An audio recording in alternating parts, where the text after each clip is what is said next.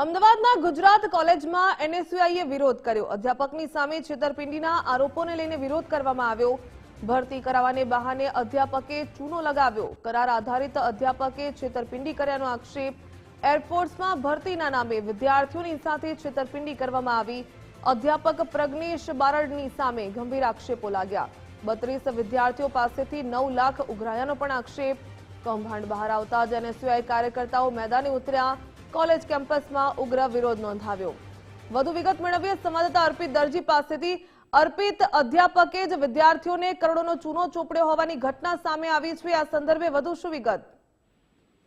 એનએસયુઆઈના કાર્યકર્તાઓ વિરોધ નોંધાવવા પહોંચ્યા હતા અને એમની પાસે માહિતી મળી હતી કે એક કરાર આધારિત પ્રોફેસર હતા, અધ્યાપકે વિદ્યાર્થીઓને ચૂનો લગાવ્યો હતો, અલગ અલગ રીઝન આપ્યું હતું અને એમાં કેટલાક વિદ્યાર્થીઓને ક્રિકેટ ટીમમાં સમાવેશ કરવાની વાત કરી હતી, કેટલાક વિદ્યાર્થીઓને એરફોર્સમાં ભરતી કરી આપવાની વાત કરી હતી અને પૈસા ખંખેર્યા હતા। હાલ આંકડો જે સામે આવ્યો છે દાવા પ્રમાણે લગભગ 8 થી 9 લાખ રૂપિયાનો આંકડો છે અને એ રકમ વિદ્યાર્થીઓ પાસેથી વસૂલી હતી।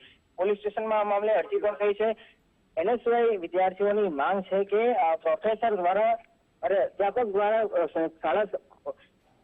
કોલેજ પ્રશાસન દ્વારા હજુ સુધી કોઈ પણ પ્રકારની કાર્યવાહી ન કરવામાં આવી હોવાની વાતને લઈને આજે તેઓ વિરોધ નોંધાવવા પહોંચ્યા છે। જોકે આજે પ્રોફેસર પણ હાજર ન હતા, જવાબદાર અધિકારીઓ પણ હાજર ન હોવાનો દાવો એનએસયુઆઈ દ્વારા કરવામાં આવ્યો છે અને હવે આવનારા સમયમાં પોલીસ ફરિયાદ કરવા માટે પણ એનએસયુઆઈની માંગ કરવામાં આવી છે।